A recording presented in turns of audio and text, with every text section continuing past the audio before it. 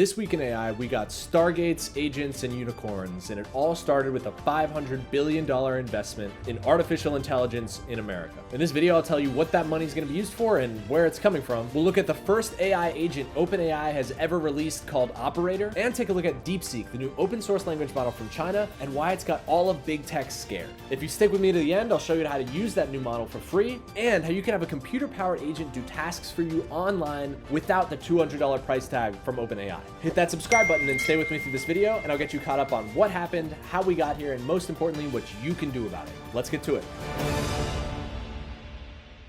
This week, the Trump White House announced a $500 billion investment in AI infrastructure in America. It's called the Stargate project. Stargate, put that name down in your books. And its goal is to invest $500 billion in building new infrastructure for AI in the United States. And they're already starting to spend the first $100 billion with giant data centers in Texas. If you're wondering where the money and resources are coming from, it's from a handful of private companies. OpenAI and Oracle, but also SoftBank, one of the largest private investors in the world. It also counts Microsoft, Nvidia, and ARM as part of its technology partners. Some of these leaders actually gathered with Trump to make the announcement, and here's what they said. I think this will be the most important project of this era. Honestly, I'm thrilled we get to do this in the United States of America. And as Masa said, for AGI to get built here, to create hundreds of thousands of jobs. I believe that as this technology progresses, we will see diseases get cured at an unprecedented rate. So imagine early cancer detection, the development of a cancer vaccine for your particular cancer aimed at you, and have that vaccine available in 48 hours. This is the promise of AI and the promise of the future. That paints an exciting future, especially with AI in medicine, and that tracks with a lot of the other predictions we've seen in the industry. It's encouraging that the build-out's already underway. Now, these big claims and promises didn't come without criticism. Elon Musk, who was notably left out of this deal, responded on Twitter by saying that they don't have the money. He claimed that SoftBank didn't even have 10 billion, let alone 500. But right after he said that, the CEO of Microsoft hopped in with this comment. When you look at that $100 billion commitment,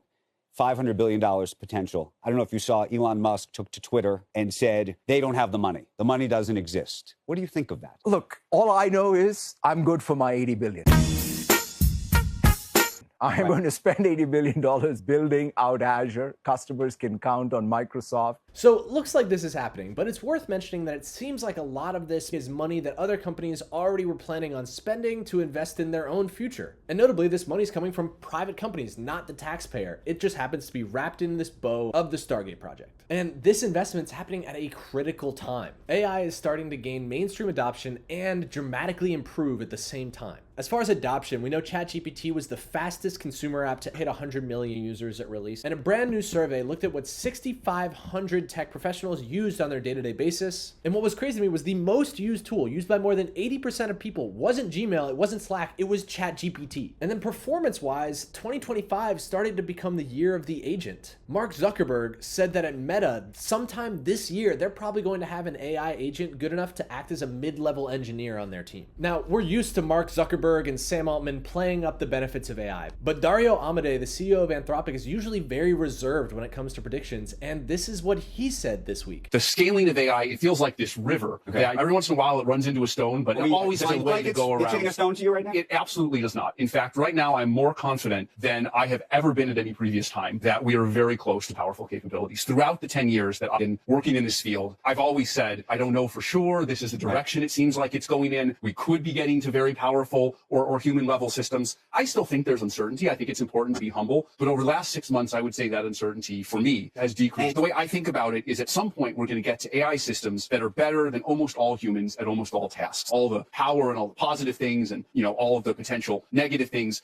That's the thing that I think we are quite likely to get in the next 2 or 3 years. So it seems likely we are close to something big. And a clue towards what that might look like is actually in the brand new release from OpenAI called Operator. Operator is an agent that can use its own browser to do tasks for you. It can book you a hotel or plane or concert tickets, have a bouquet of flowers for special occasions, or order groceries. I have been using Operator exclusively for groceries. I have a shopping list here, which is this one. Let's see what it is. This is a picture that you're uploading here. That's exactly right. And I'm going to use Instacart. Can you buy this for me, please? In this case, Operator quickly actually recognized using GPT-4o's vision capabilities that the image said egg, spinach, mushroom, chicken thighs, and it instantiated a browser. And looks like it's already done. Now, if you want to learn more about Operator, Dan Schipper and I actually got early access and wrote up a piece on some of our thoughts. We talked about how it works, what we noticed about it, shared the experiments we did, and how this shows that OpenAI is continuing to pivot towards a consumer-focused company that wants to build products people use. And right now it's working. OpenAI and ChatGPT, for all intents and purposes, are AI for the majority of people. So them launching a new consumer product and it being an autonomous agent that can take actions for you even when you're not there will really get people thinking. Even if that new tool is extremely reminiscent of other releases that came last year, like Claude's computer use. And when I say similar, I mean really similar. Isn't actually in the spreadsheets. So the first thing it does is it swaps over to a CRM and searches for the company we're interested in. There are actually even open source tools out there, and I'll actually show you how to use Claude's computer use if you stick around to the end. Now, I don't want you to think that agents are here now solving all the world's problems. The very capable Answer AI team wrote up their thoughts on using Devin, the AI software engineering agent, for a month. The early Devin demos were super compelling, and the way that you use Devin is you ping it in Slack and can give it tasks that way. The team saw some early wins, but at the end of the day, they gave Devin 20 tasks and it failed 14 of them. This definitely isn't to say that AI agents aren't helpful. They can be, but for specific use cases. For example, if you're in private equity, building an agent to do equity research could be very helpful because you know if the quality coming back is any good. Or say you've been handling a lot of customer support cases manually. Another potentially good use case for a simple agent system that you build with subject matter expertise. There's also been a lot of success using AI as researchers to go gather information and bring it back to you. But each team is going to use it a little differently. That's why it's hard to productize, and actually consultants and implementation is seeing success. Like one agent might help a sales team respond to requests, and another might help a legal team look for any non-approved language. All this to say that there's a lot of promise, but there's work to be done here. But what work that is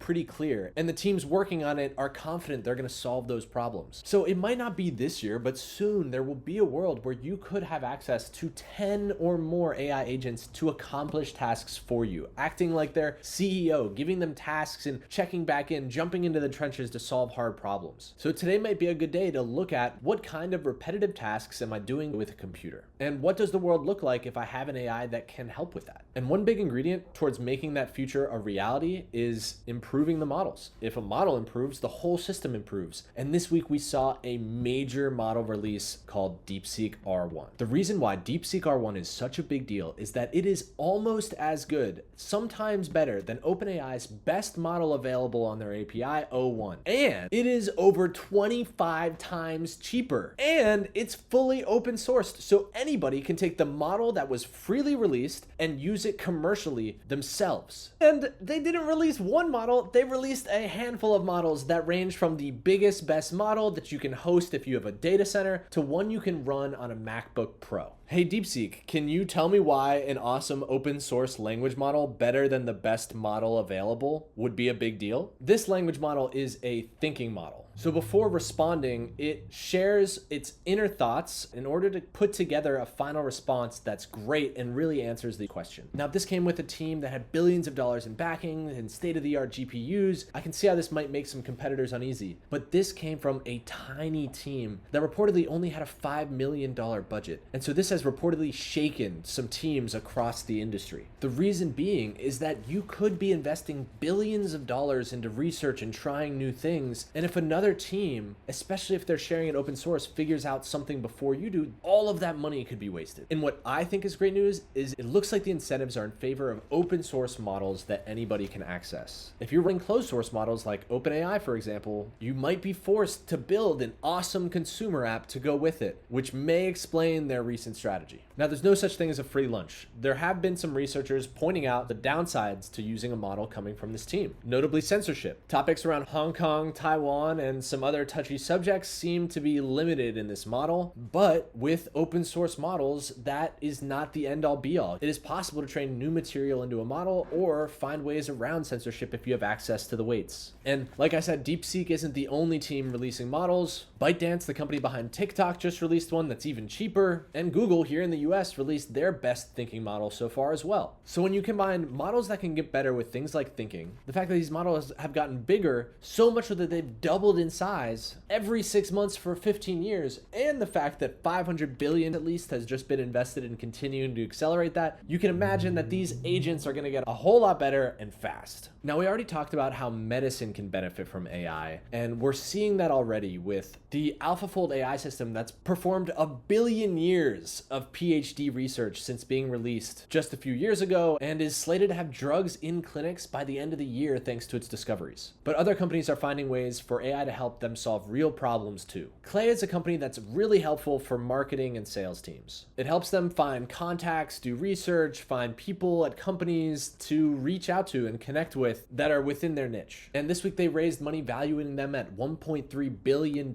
more than doubling their last valuation of $500 million from last summer. And Harvey, a company who's trying to bring AI to the legal arena to do things like dissecting different agreements or conduct detailed research, is also set to double their valuation, this time $3 billion. And one of my personal favorite tools, Cursor, an AI code editor where you can talk to AI and have it write code with you, also announced that they raised $105 million as part of a Series B and exceeded $100 million in recurring revenue. So clearly they're solving a real problem for real people. Now, what you can do about it.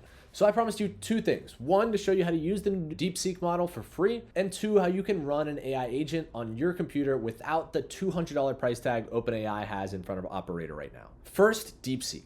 All you've got to do is go to chat.deepseek.com and make an account. Next, you just need a question. Another tool I'd actually recommend here is something called Whisper Flow. It can be installed on your laptop and you have a shortcut where you can just talk to your computer and have it type for you. So putting those together, I can just ask DeepSeek, can you talk to me about the meaning of life and make it make sense in the context of you as an auto-regressive language model and me as a human? Just send it off. And it will immediately start thinking. I love this part of it because you can see behind the hood all of these wild, weird ideas that it has before giving me an answer. Like how an AI, which doesn't have consciousness or experience, can discuss something as profound as the meaning of life, and that I, as the user, might be seeking a philosophical discussion, but also understand how AI fits in. And at the end, it ends up giving us a great answer where it looks at meaning for a human, meaning for an AI, and tries to reconcile these different perspectives into a final thought. Another example and some key functionalities to stress here is that it also can understand files. So you can take large PDFs and ask DeepSeek some questions about them. In this case, I want to compare two different research papers. This is where these reasoning thinking models really shine. A lot of these thoughts that you see at the start, like comparing and contrasting the two approaches, looking at both, and how someone might want to compare them, are things that traditionally would be put into a large prompt for a language model because they're only predicting one word at a time. But now with these thinking models, they do a lot of the work. So you can have simpler prompts. In fact, you need different prompts. Models like R1 and O1 aren't chat models, and that's the point. So don't write prompts, write briefs. These briefs might include how you want your response back, some warnings and some context, but you always want to focus on the goals. Now though, with these thinking models, we can really stress the what of what we want instead of the how of how to get there and let the model figure it out. Now, the second thing I promised you is how you can use AI to control browsers. Here's where I want to use Replit. Replit's an awesome platform for writing and deploying code, and they have a demo for Anthropic's computer use. If you hit the use template button, save it to your account, then all you'll need to do to get it started is to add your API key. API keys are like passwords that let you use different website services in code. So you'll want to go to console.anthropic.com where you can see you can get API keys. If you haven't set an account and payment instructions, you'll need to do that. It should only cost about 30 cents or $1 to run this kind of thing. And all you'll need to do is create a key, give it a name, I'll say Replit, and hit go. Do not share this with anyone. I'm sharing this because I'm going to delete it right after this video, but if you gave this to somebody, they could use your account and you'd be charged for it. So be careful with this. Then you come back to Replit and look for the secrets pane. You'll hit all tools here and scroll down to secrets, which is this red lock, and paste in your key under Anthropic API key and hit add. Now you're good to go. Let's hit run and see the magic happen. Just like that, we've got our Claude computer use demo up and running, and we can give it any task. For example, can you go tell me how many videos the AlexAI YouTube channel has? And as soon as we hit go, the agent's gonna leap into action. You can see that it's using computer control and is looking at the screenshot of where it's at in order to decide on what actions it should be taking. It knows it needs to navigate to YouTube, so it clicks on the address bar where it sees YouTube pop up and heads on over. One thing that's interesting is YouTube's actually blocked with Operator from OpenAI. From here, it's going to search for the AlexAI channel, which we see pop up, clicks it open, and finds out that we've got 9 videos so far. And it did it all by itself. I mentioned this might cost a little bit, so let's check that out super fast. Heading back to Anthropic, if you head over to settings, settings and then cost, you can see how much you're spending every single day. And if we mouse over there, it looks like that cost me, pausing here, actually, I went back and checked and it only cost 10 cents. What do you think? Was it worth it? I'd love to hear from you if you give computer use or DeepSeek a spin. It's really interesting what different people use these same tools for. Drop a comment below if you do check it out. Let's recap everything we talked about. A $500 billion